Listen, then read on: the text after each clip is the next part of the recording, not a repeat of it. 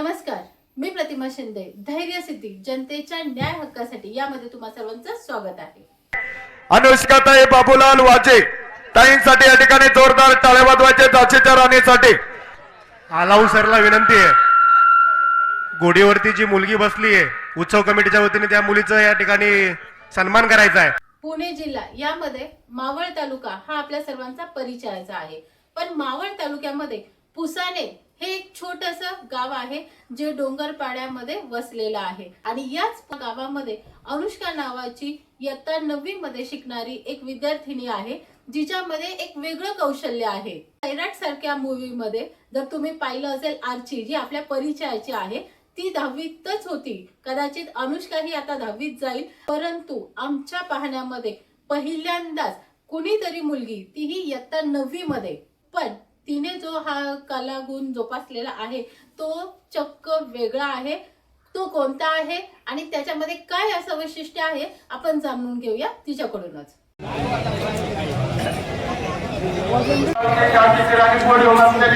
सर्व प्रेक्षक मंडळी तिच्यासाठी टाळ्या वाजवायच्या आहे.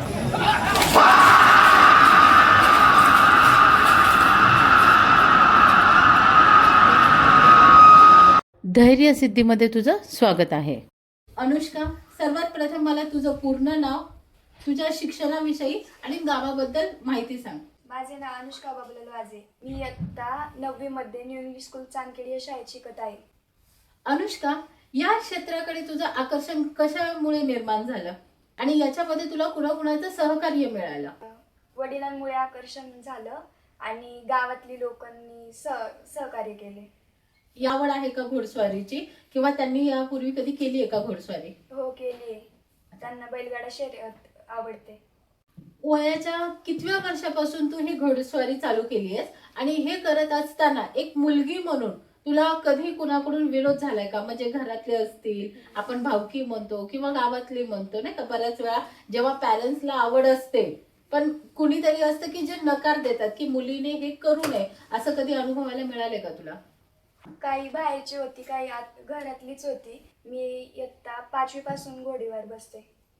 थोडासा शिक्षणावरती परिणाम होईल म्हणून नाही म्हणत होते ते, पण वडिलांच्या सपोर्टमुळे मी नाही ऐकलं त्यांचं.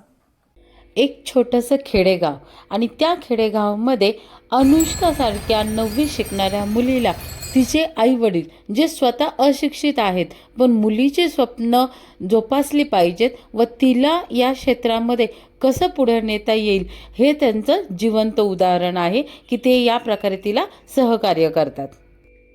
जगाच्या पातळीवरती मुली आज कोणत्याही क्षेत्रात मागे नाही आहेत.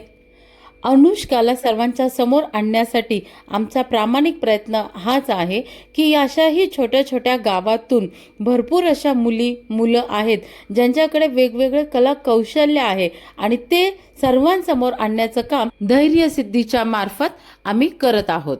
अनुष्काचा हा प्रवास कसा सुरू झाला, यात तिला कुणाकुणाचे मार्गदर्शन व सहकार्य लाभले, शिवाय तिची स्वतःची स्वप्न याबद्दल जाणून घेऊया आपण पुढील भागामध्ये.